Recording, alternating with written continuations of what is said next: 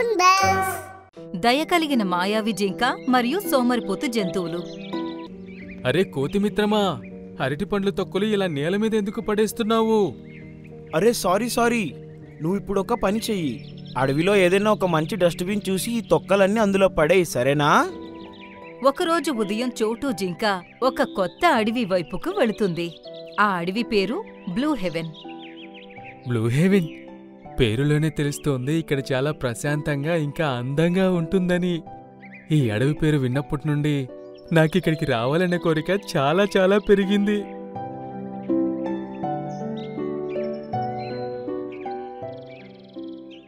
తను అడవి గేట్ లోపలికి అడుగు పెట్టిందో లేదో అక్కడ తనకి ఒక చెట్టు మీద కూర్చున్న కోతి కనిపించింది. ఆ కోతి అరటి పండ్లు తిని తొక్కల్ని నేల మీద వేస్తుంది. అరే కోతిమిత్రమా, అరటి పండ్లు తొక్కలు ఇలా నేల మీద ఎందుకు పడేస్తున్నావు? అరే సారీ, నువ్వు ఇప్పుడు ఒక పని చెయ్యి. అడవిలో ఏదైనా ఒక మంచి డస్ట్బిన్ చూసి ఈ తొక్కలన్నీ అందులో పడేయి, సరేనా? అడవిలో డస్ట్బిన్ ఉండదని నాకు తెలుసు, కానీ మీరు చెత్త వేయడానికి ఏదో ఒక ప్లేసు పెట్టుకోవచ్చు కదా, ఏమంటావ్? ఉచిత సలహాలు ఇవ్వకు, వెళ్ళు, నీ పని చూసుకో. తన మాట విని జింక కామ్గా ముందుకు వెళ్ళింది. అక్కడ తనకి ఇంకో దృశ్యం కనిపించింది. ఒక కుందేలు చనిపోయింది. తన చుట్టూ చాలా ఈగలు తిరుగుతూ ఉన్నాయి. ఒక నక్క దాన్ని తింటూ ఉంది. అద్భుతంగా ఉంది. ఇక నా కడుపు నిండిపోతుంది. ఒక పని చేస్తా, మిగిలింది రేపొచ్చి తింటాను. అలా అనుకుంటూ నక్క అక్కడి నుండి వెళ్ళిపోయింది. ఓరి దేవుడా, బ్లూ హెవెన్ ఏంటి ఇలా ఉంది? జింక అడవిలో ముందుకు వెళుతూ ఉండగా అడవి నిజస్వరూపమంతా తన ముందుకి వస్తూ ఉంది. ఎక్కడ చూసినా చెత్త చెదారం, ముక్కులు మూసుకుపోయే దుర్వాసన. తన మనసులో ఎన్నో ప్రశ్నలతో అక్కడికి రాజైన షేర్ఖాన్ దగ్గరకు వెళ్ళింది. ఓహో, అవును, నాకు బాగా తెలుసు. కొన్ని జంతువుల్ని బంధించాను, కానీ అవి రోజుకు 4 సార్లు ఆహారం అడిగేవి. వాళ్ళని అడవి నుంచి బయటికి పంపిస్తే పక్క అడవిలో చెత్త వేయటం మొదలుపెట్టారు. అప్పుడే అక్కడ రాజు వాళ్లను తిరిగి ఇక్కడికి పంపాడు. వీళ్ల బాధ తట్టుకోలేక నా భార్య కూడా నన్ను వదిలి వెళ్ళిపోయింది. నేను కూడా వీళ్లను చూసి చూసి విసిగిపోయాను. అలా అయితే నేను వీళ్ళని మార్చాకే ఇక్కడి నుండి వెళ్తాను. అలా అని తను కామ్గా అక్కడి నుండి వెళ్ళిపోయింది. అక్కడే అడవిలో ఒక గుహ లోపల ఉండడం మొదలుపెట్టింది. మరుసటి రోజు జింక తన ఇంటి నుండి బయటకు రాగానే తనకి ఎదురుగా ఒక జీబ్రా పరిగెత్తుతూ కనిపించింది. అందరూ పక్కకు తప్పుకోండి, నేను తుఫాన్లా చాలా వేగంగా వస్తున్నాను. జీబ్రా వేగంగా పరిగెత్తుకుంటూ వస్తూ ఉండగా అప్పుడే తన కాళ్ళు అరటి తొక్కల మీద పడ్డాయి. తను జారుకుంటూ వెళ్లి ఒక పెద్ద రాయికి గుద్దుకుంది. అరే అరే, చూడండి ఏం జరిగిందో. జంతువులన్నీ తన దగ్గరకు చేరుకున్నాయి. చూసావా కోతి, ఒకవేళ నిన్న తొక్కలు దారిలో పడేయకుండా ఉండుంటే ఈరోజు జీబ్రాకి దెబ్బలు తగిలేవి కాదు. ఎవరైనా నాకు చికిత్స చేయండి, నాకు చాలా నొప్పిగా ఉంది. నాకు ఇందులో ఎక్కడా నీ తప్పు కనిపించట్లేదు, అందుకే నేను నీకు చికిత్స చేస్తాను, సరేనా? అలా అని జింక తన చేతిని జీబ్రా నడుము మీద వేసింది. తన మ్యాజిక్తో జీబ్రా నడుము నొప్పిని మాయం చేసింది. అరే వా, నొప్పి దెబ్బకు మాయమైపోయింది. అది చూసి జంతువులన్నీ ఆశ్చర్యపోయాయి. వాటి మొహంలో చాలా సంతోషం కనిపించింది. అరే, నీకు మ్యాజిక్ కూడా తెలుసా జింకా? అలా అయితే ఇక నుండి నువ్వు మా అడవిలోనే ఉండాలి, సరేనా? జింక వాటిల్లో మార్పు తీసుకురావాలనుకుంది. అందుకే తను వెంటనే ఒప్పుకుంది.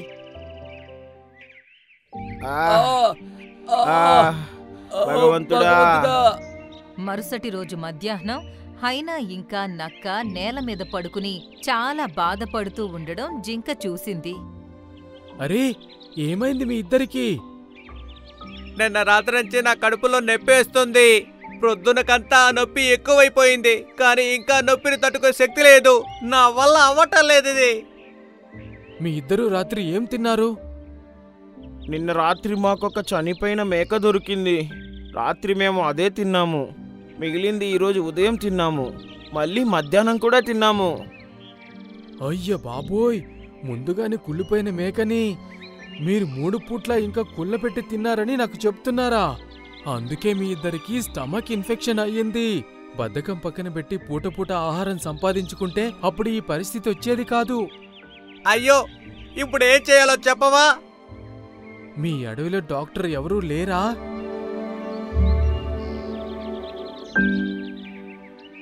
డాక్టర్ కుందేలు కూడా 1 నెల నుండి ఉన్న క్యారెట్ ని తిన్నారు.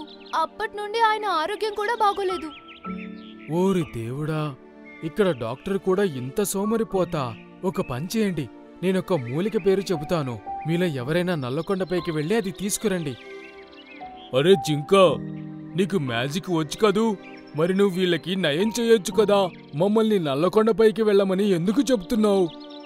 ఆ రెండింటి మాట విని జింక వాటి కడుపు మీద చెయ్యి పెట్టి కళ్ళు మూసుకుని మ్యాజిక్ చేసింది. వాటికి వెంటనే నయమైపోయింది. కాని అదే సమయంలో జింక కడుపు నీలం రంగులోకి మారుతూ కనిపించింది. అరే, మాకు తగ్గిపోయింది. సరే, ఇక నేను వెళ్తాను. ఇక ముందు జాగ్రత్తగా ఉండండి. అలా అంటూ జింక తిరిగి తన గుహలోకి వెళ్ళిపోయింది. కాని మరుసటి రోజు ఉదయం ఏదైతే జరిగిందో అది ఎవ్వరూ ఊహించి ఉండరు.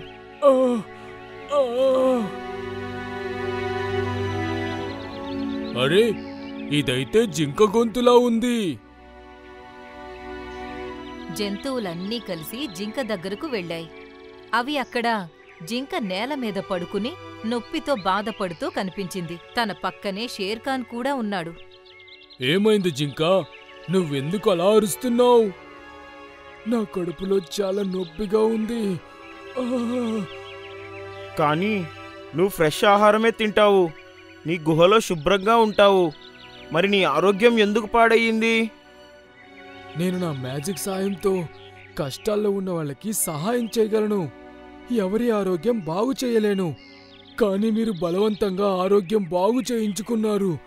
అందుకే నేను వీళ్ళ అనారోగ్యాన్ని నా మీదకి తీసుకున్నాను. ఏంటి?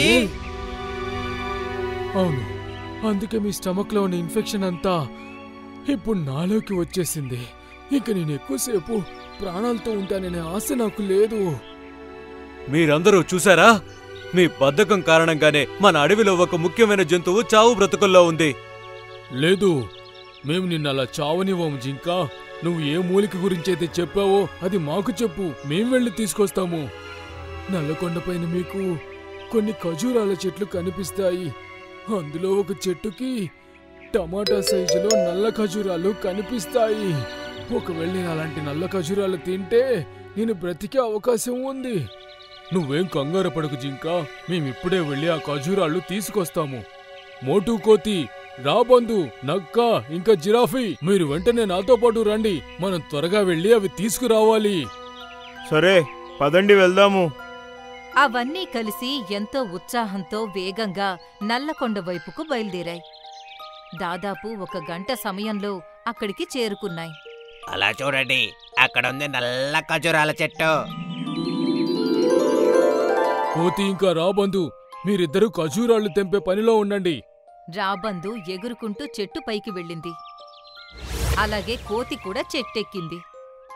రెండూ కలిసి బోలెడు ఖర్జూరాలు తెంపి కింద పడేశాయి. నక్క ఇంకా జిరాఫీ ముందుగానే నేల మీద ఒక పెద్ద ఆకుని పరిచాయి. ఖర్జూరాలు అన్నీ ఆకు మీద పడ్డాయి. ఆ తర్వాత 1 గంటలోపు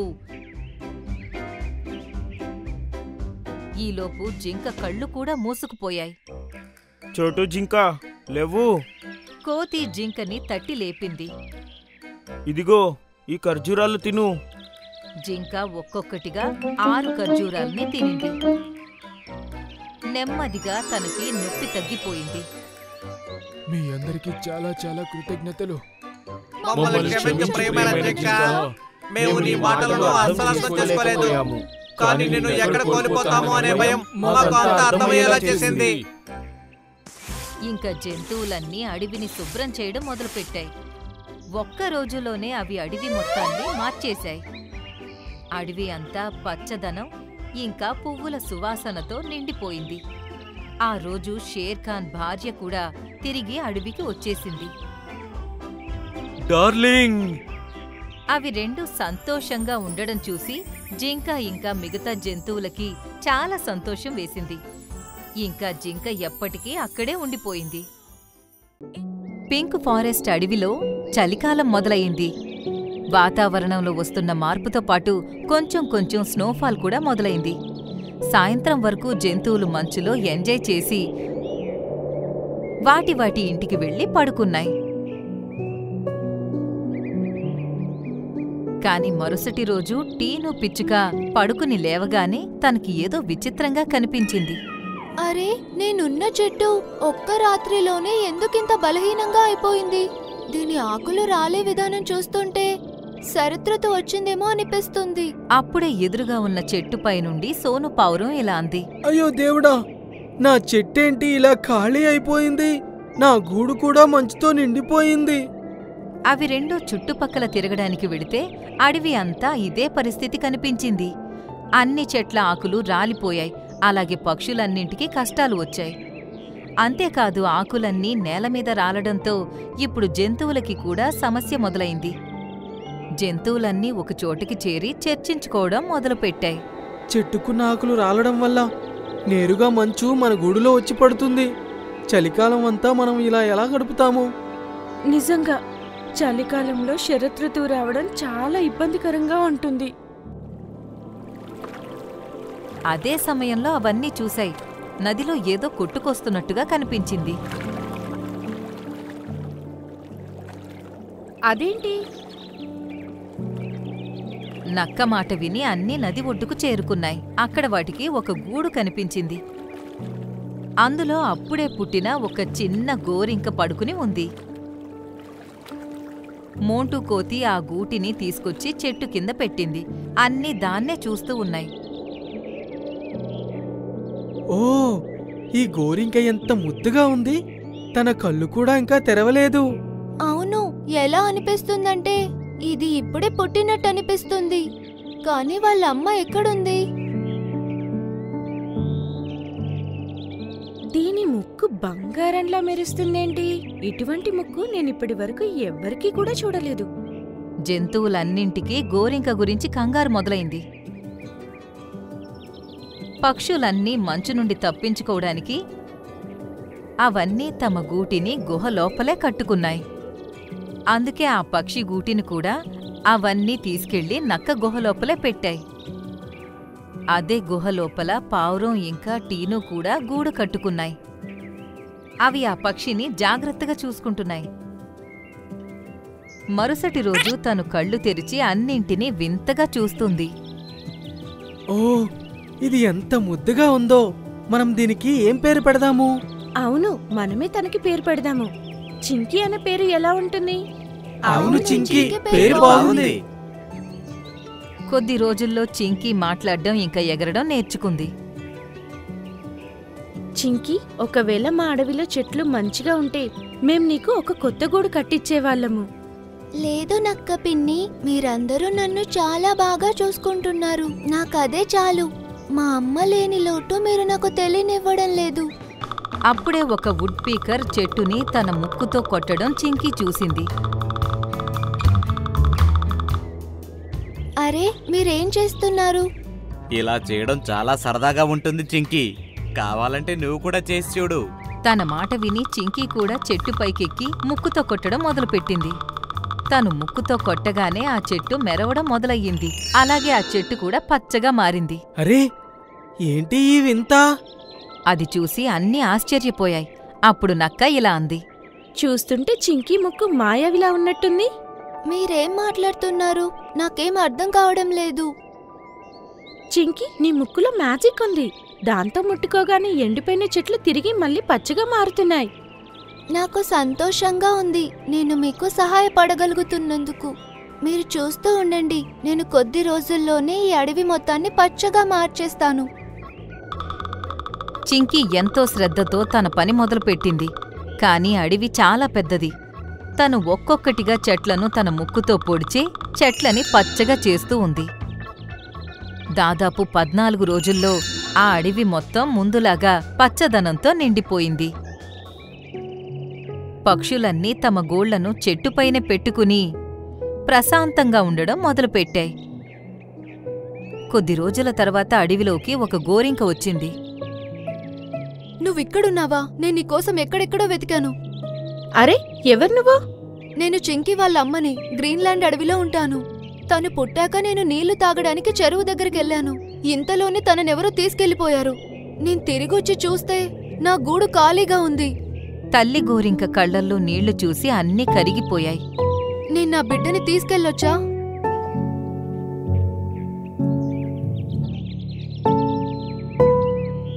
నేనెక్కడికే వెళ్ళను. నాన్న చింకి, తను మీ అమ్మ. నువ్వేం కంగారు పడకు. రోజు మాలో ఎవరో ఒకరు నిన్ను చూడ్డానికి వస్తూ ఉంటారు. కాని మీ అమ్మని ఇంకా నీ నుండి దూరం పెట్టకు. తన మాట విని చింకి మౌనంగా అన్నింటికీ బాయ్ చెప్పి తన అమ్మతో కలిసి అక్కడ్నుండి వెళ్ళిపోయింది. జంతువులన్నీ చింకీ గురించి మాట్లాడుకుంటూ ఉన్నాయి. అప్పుడే నక్క గట్టిగా ఇలా అంది. మనం చాలా పెద్ద తప్పు చేశాము. ఏమైంది? ఏం తప్పు చేశాము? గోరింక చెప్పిన దాని ప్రకారం ఎవరో చింకీని గూటి నుండి తీసుకెళ్లారు. కానీ మనకు చింకీ గూటితో పాటు దొరికింది. మరి తన మాట నిజమెలా అవుతుంది? తన మాట విని జంతువులన్నింటికీ కంగారు మొదలైంది. వాటిలో అవే చర్చించుకుని నక్క, జింక ఇంకా మోంటూ కోతి గ్రీన్లాండ్ అడవికి బయలుదేరాయి.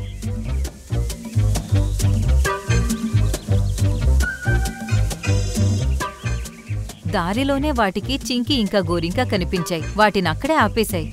ఆగండి. అరే, మీరు ఎందుకు మా వెనకాలే వస్తున్నారు? నువ్వు చింకి కన్న తల్లివి కాదని మాకు తెలిసింది. ఇప్పుడు నిజం చెప్పు, నువ్వెవరు? ఇంకా చింకీని ఎక్కడికి తీసుకెళ్తున్నావు నువ్వు? మా గ్రీన్లాండ్ అడవిలో కొన్ని సంవత్సరాలుగా పక్షుల్ని ఒక రాబందు పాలిస్తున్నాడు. తను మా మీద దౌర్జన్యాలు చేస్తాడు. మేమింక వాటిని భరించక తప్పదు. మా అడవిలో ఒక ముసలి గుడ్లగూబ తాత కూడా ఉండేవాడు. చనిపోయే ముందు ఆయన జాతకం కూడా చెప్పాడు. కొద్ది రోజుల తర్వాత మా అడవిలో ఒక బంగారు ముక్కున్న గోరింక పుడుతుందని. తనే ఆ రాబందుని చంపి తన నుండి మాకు విముక్తిని కల్పిస్తుంది. కానీ ఈ విషయం ఎలా తెలిసిందో కానీ ఆ రాబందుకు తెలిసింది. తను చిన్నపిల్లల మీద కన్నేసుంచడం మొదలు పెట్టాడు. పిల్ల పుట్టిన వెంటనే తనని చంపేద్దామనుకున్నాడు. అందుకే చింకి పుట్టిన వెంటనే వాళ్ళ అమ్మ గూటితో సహా తనని నీళ్ళల్లో వదిలేసింది. అప్పట్నుండి ఆ రాబందు చింకి వాళ్ళ అమ్మని బంధించుంచాడు. ఇంకా మా అమ్మని కూడా బంధించి నన్ను చింకిని వెతికి తీసుకొని రమ్మని చెప్పాడు. నా దగ్గర ఇంకో మార్గం లేదు. అందుకే నేను చింకి వాళ్ళ అమ్మలా నటించి తనని తీసుకొనొచ్చాను. తన మాటలు విని అన్నింటికీ ఆశ్చర్యం వేసింది. నక్క ఏదో ఆలోచనలో పడింది. కాసేపటి తర్వాత తను ఆ గోరింకను తీసుకుని రాబందు దగ్గరకు చేరుకుంది. రాబందు మహారాజా, నేను చింకిని తీసుకొచ్చాను. ఆహా, అయితే తనేనా బంగారు ముక్కున్న గోరింక? ఒక పంజరంలో ఎర్ర రంగు ఇంకా పచ్చరంగు గోరింకలు బంధించి ఉన్నాయి. వాటి దగ్గర్లోనే నిప్పు మండుతుంది. చింకి తల్లి, నువ్వు వెంటనే పారిపో, వాడు నిన్ను చంపేస్తాడు. చింకీ, వెంటనే నీ ముందున్న మంటలోకి నువ్వు దూకు, లేదంటే నేను మీ అమ్మని చంపేస్తాను. తన మాట విని చింకి నెమ్మదిగా నిప్పు వైపుకు వెడుతుంది. చింకి వాళ్ళమ్మ ఏడుస్తూ తనని అక్కడ్నుండి వెళ్ళిపోమ్మని చెప్తుంది. అప్పుడే నక్క, జింక, మోంటూ కోతి ముందుకొచ్చాయి. ఆగు చింకి. కోతి వెంటనే పంజరం తీసి గోరింకల్ని విడుదల చేసింది. వద్దు! చింకి, నువ్వింక భయపడకు. వెంటనే నీ ముక్కుతో రాబందు మీద దాడి చెయ్యి. నా నుంచి దూరంగా ఉండు, దగ్గరికి రాకు. నక్క మాట విని చింకి ధైర్యం చేసి రాబందుని ముక్కుతో పొడిచింది. తను ముక్కుతో పొడవగానే రాబందు నేలమీద పడిపోయింది. ఇంకా గట్టిగా అరిచి ఆ! ఆ! తన ప్రాణాలు వదిలేసింది. చింకి తల్లి, చింకి వాళ్ళమ్మ తనని హత్తుకుని ఆనంద బాష్పాలు కార్చింది. ఆ తర్వాత చింకి ఇంకా వాళ్ళమ్మ అన్నింటితో కలిసి అడవికి తిరిగి వచ్చి ఇక సంతోషంగా జీవించాయి.